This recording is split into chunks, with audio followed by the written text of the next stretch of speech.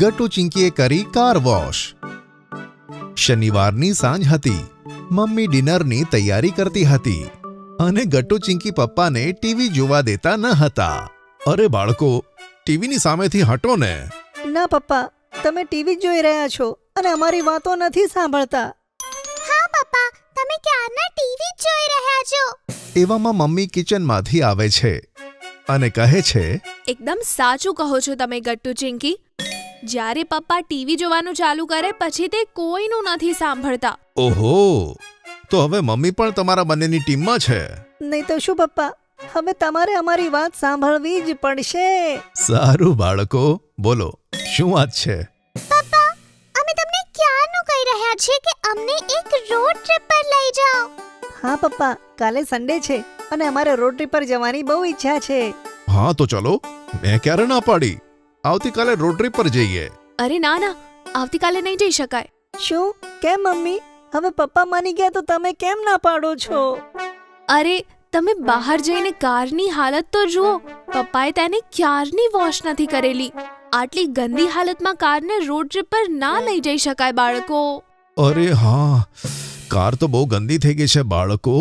પણ તમે ટેન્શન ના લો, નેક્સ્ટ સન્ડે ચોક્કસ જઈશું આપણે. આ સાંભળી ગટ્ટુ ચિંકી ઘણા ઉદાસ થાય છે અને ચૂપચાપ બેસી જાય છે. મમ્મી પપ્પાને પણ ખોટું લાગતું હતું, પણ કારને ગંદી હાલતમાં પણ લઈ જવાતી ન હતી. ત્યાં જ ગટ્ટુને એક આઈડિયા આવે છે. મમ્મી પપ્પા, જો હું અને ચિંકી આવતીકાલે સવારે ઉઠીને કાર વોશ કરીએ તો શું તમે અમને બંનેને રોડ ટ્રીપ પર લઈ જશો? ગટ્ટુની વાત સાંભળી મમ્મી પપ્પા વિચારમાં પડી જાય છે. કંઈક વિચારીને પપ્પા કહે છે, તો સારું, જો તમે બંને કાર સરસ વોશ કરી તો જઈશું આપણે. પપ્પાની વાત સાંભળી ગટ્ટુ ખૂબ જ ખુશ થાય છે, પણ ચિંકી તેને ધીમેથી કહે છે, ગટ્ટુ, આપણે કાર સરખી રીતે વોશ તો કરી શકીશું ને? નહીં તો શું ચિંકી, આપણે જરૂર કરીશું.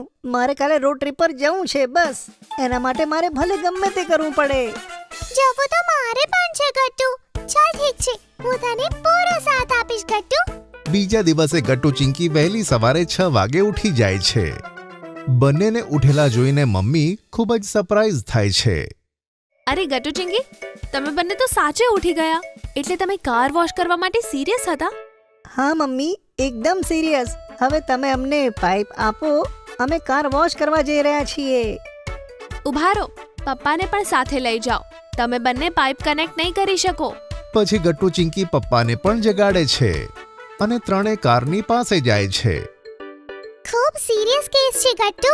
કારને સાફ કરવામાં બહુ જ મહેનત લાગશે. તું હાલત જોવે છે ને કારની? હા ચિંકી. મેં તો પહેલા જ કીધું હતું કે કાર બહુ ગંદી છે. લો બાળકો, તમારી પાઇપ સેટ થઈ ગઈ છે. હવે હું જઉં છું. All the best. આટલું કહી પપ્પા જતા રહે છે. ગટ્ટુ ચિંકી એક બકેટ, વોશિંગ લિક્વિડ અને સ્પંજ લઈને આવે છે. ચલો ચિંકી, કામ પર લાગીએ. તું આ પાઇપ પકડ અને હું જઈને નળ ચાલુ કરું છું. અને સંભાળીને પકડજે, એકદમ જોરથી પાણી આવશે. ઓકે ગટ્ટુ. ગટ્ટુ નળ ચાલુ કરે છે અને તેમાંથી ખૂબ જ ઝડપથી પાણી આવે છે. ચિંકી પાઇપ સંભાળી શકતી નથી અને પાણી તેની ઉપર પડે છે. આ જોઈ ગટ્ટુ જોર જોરથી હસવા લાગે છે. અરે ચિંકી, મેં તને કીધું તું ને કે પાઇપ બરાબર પકડજે. હવે કાર પહેલા તો તે પોતાને જ વોશ કરી લીધી છે. ચિંકીને ગટ્ટુ પર ગુસ્સો આવે છે અને તે પાઇપ ગટ્ટુ સામે કરી દે છે, જેથી ગટ્ટુ પણ પલળી જાય છે. અરે આ તે શું કર્યું ચિંકી? ગટ્ટુ, હવે આપણે બંને મસ્ત રીતે વોશ થઈ ગયા છે. ચાલ હવે કારને વોશ કરીએ. ગટ્ટુ ચિંકી બંને હસવા લાગે છે. પછી ગટ્ટુ પાઇપથી કાર પર પાણી નાખે છે, જેનાથી કારની બધી ધૂળ સાફ થાય છે.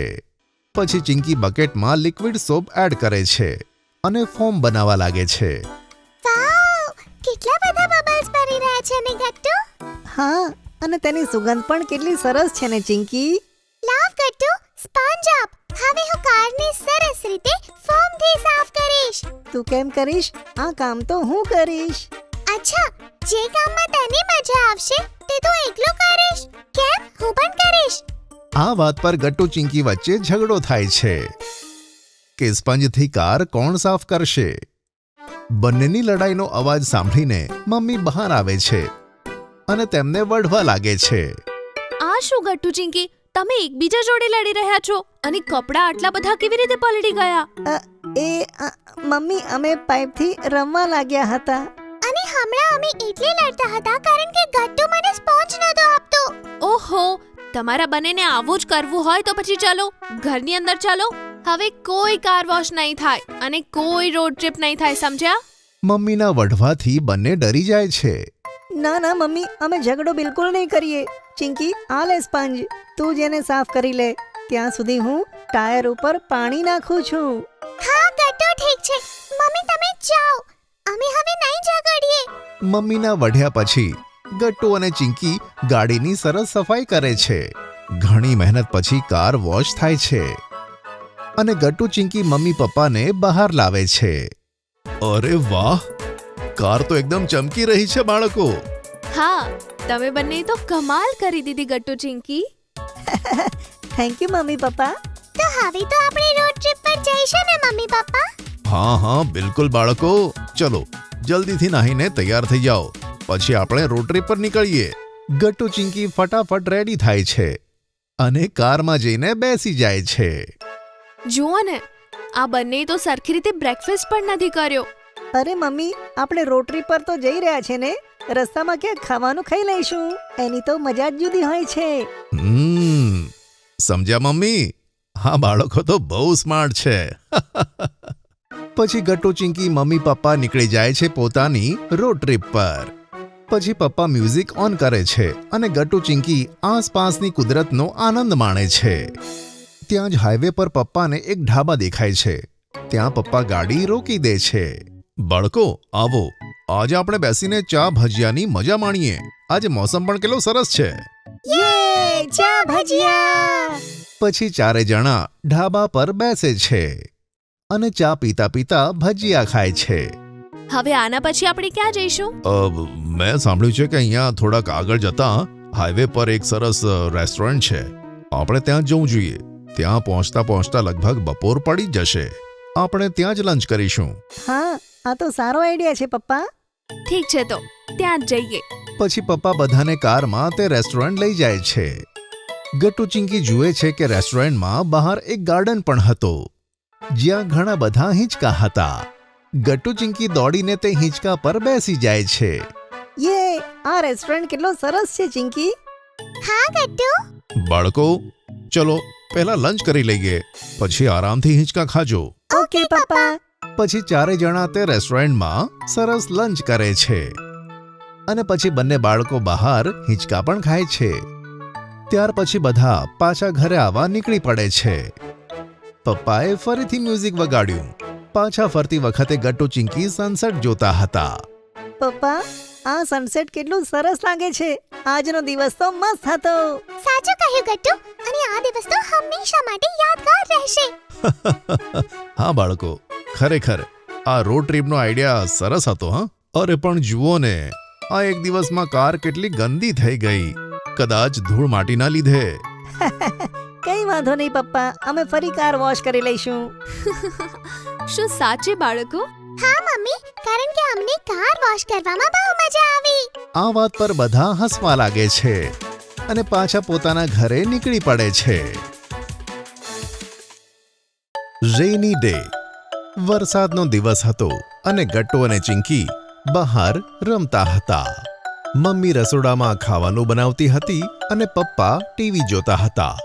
અચાનક ટીવીનું સિગ્નલ જતું રહે છે. ઓફો, વરસાદ શરૂ થયો નથી કે ટીવીનું સિગ્નલ ગયું નથી.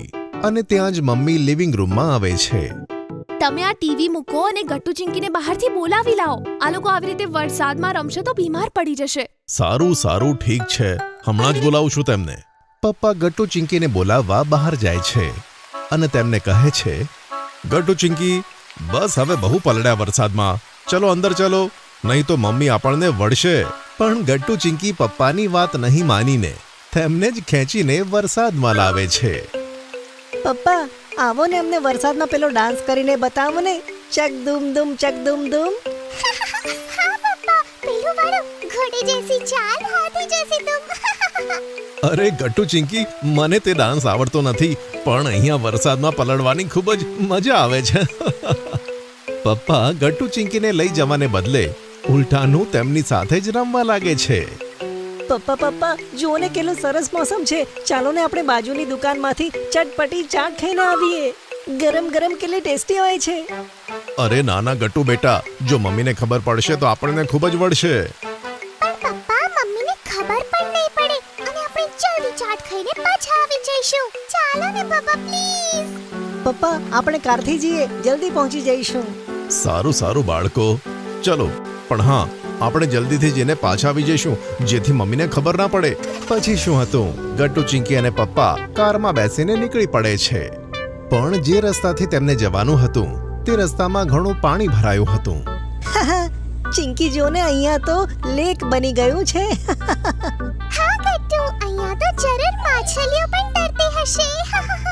અને ક્રોકોડાઇલ પણ. અને ત્યાં જ પપ્પાની કાર નીકળતી વખતે એક ખાડામાં ફસાઈ જાય છે. અરે આ તો ગડબડ થઈ ગઈ પપ્પા. હવે આપણે શું કરીશું? ઓફો, લાગે છે કાર ખાડામાં ફસાઈ ગઈ છે. ગટ્ટુ ચિંકી, તમારે નીચે ઉતરવું પડશે. હું ગાડીમાં ધક્કો લગાવીશ, કાર ચાલુ થશે, પછી તમે બેસજો, બરાબર? ઓકે પપ્પા. પપ્પા ગાડીમાંથી ઉતરે છે અને કારને ધક્કો મારે છે. પાછળથી ગટ્ટુ ચિંકી તેમને ચીયરઅપ કરે છે. ઘણી મહેનત પછી આખરે તેમની કાર ખાડામાંથી નીકળે છે અને બધા કારમાં પાછા બેસે છે. પપ્પા જલ્દી ચાલો ને, હું તો ચાટ ખાવા માટે રાહ જોઈ શકતો નથી. હા ગટ્ટુ બેટા, બસ 1 મિનિટમાં પહોંચી જઈશું. પણ જેવા તેઓ ચાટની દુકાને પહોંચે છે અને જુએ છે તો ચાટની દુકાનવાળો આવ્યો જ ન હતો. આ જોઈને બંને દુખી થઈ જાય છે. આ શું, આજે તો ચાટ વાળા અંકલ આવ્યા જ નથી. હવે આપણે શું કરીશું પપ્પા?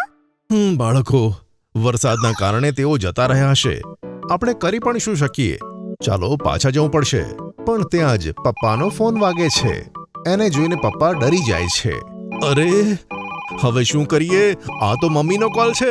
ઓ નો, મમ્મીનો કોલ. લે ગટ્ટુ, તું જ મમ્મીને વાત કર. પણ પપ્પા. ગટ્ટુ કંઈક કહે તે પહેલા જ ફોન આન્સર કરીને પપ્પા ગટ્ટુની સામે ધરી દે છે. હેલો હેલો હા મમ્મી. હેલો ગટ્ટુ બેટા, ક્યાં છો તમે લોકો? મમ્મી અમે તો ચાટ ખાવા આવ્યા હતા પપ્પાની સાથે, પણ એ દુકાન બંધ જ હતી. સોરી. શું, આટલા વરસાદમાં? અને તમે લોકોએ મને કહ્યું પણ નહીં. અને ઉપરથી પપ્પા પણ તમારો સાથ આપી રહ્યા છે. સોરી મમ્મી, અમે હમણાં જ ઘરે પાછા આવીએ છીએ. પપ્પા સાથે મારી વાત કરાવ ગટ્ટુ. હેલો. હા અમે આવીએ છીએ. સોરી. અચ્છા ઠીક છે, પણ તમે લોકોએ મને પહેલા પૂછી લીધું હોત તો આ બધું થાત જ નહીં. કારણ કે મેં આજે ઘરે જ બહુ જ ટેસ્ટી આલુ ચાટ બનાવી છે. આ સાંભળી ત્રણે જણા એક સાથે કહે છે, શું? આલુ ચાટ? ઓહો, આપણે આટલી દૂર ચાટ ખાવા માટે આવ્યા, પણ તે તો આપણી ઘરે જ રાહ જોતી હતી. ઠીક છે, અમે હમણાં જલ્દી ઘરે આવીએ છીએ. પપ્પા ફોન મૂકીને ગાડી ફરાવે છે, પણ આ વખતે તેઓ બીજા જ રસ્તે આવે છે. પપ્પા આ તો કોઈ બીજો રસ્તો છે. હા ગટ્ટુ, પેલા રસ્તામાં પાણી ભરાયું હતું ને, તેથી હું આ રસ્તે આવ્યો છું, પાછી આપણી ગાડી ના ફસાય એટલે. પણ આગળનું દ્રશ્ય જોઈને ત્રણે જણા તો હેરાન પરેશાન થઈ જાય છે. આગળ ટ્રાફિક જામ હતો અને હવે પપ્પાની ગાડી પણ ટ્રાફિક જામમાં ફસાઈ ગઈ. ઓહો, એક બાજુ રસ્તામાં પાણી ભરાયું અને બીજી બાજુ ટ્રાફિક જામ. આપણે તો વરસાદમાં બહાર નીકળીને ફસાઈ ગયા. સાચું કહ્યું ગટ્ટુ, આપણી મમ્મીની વાત માની લેવા જેવી હતી. બાળકો, આપણે કરી પણ શું શકીએ? પણ હવેથી આપણે મમ્મીની વાત જ માનીશું. તે હંમેશા સાચી હોય છે. હા પપ્પા. અડધો કલાક ટ્રાફિકમાં ફસાયા પછી ગટ્ટુ ચિંકી અને પપ્પા ટ્રાફિક જામમાંથી નીકળી જાય છે અને ઘરે પહોંચે છે. ઘરે મમ્મી ત્રણે જણાનું સ્વાગત કરે છે. ઊભા રહો, ત્રણે અહીંયા જ ઊભા રહો. ક્યાં હતા તમે લોકો? આટલી વાર કેમ થઈ? અને કપડાં તો જુઓ તમારા, કેટલા ગંદા થઈ ગયા છે. Sorry mummy. આ સાંભળી મમ્મી પણ હસવા લાગે છે. અરે પેલું અમે ટ્રાફિકમાં ફસાઈ ગયા હતા. હા મમ્મી, એ તો એ અમારી કાર એક ખાડામાં પણ ફસાઈ ગઈ. અને અમને ચાટ વાળા પણ ના મળ્યા. એટલે જ કહું છું કે હંમેશા મારી વાત માન્યા કરો.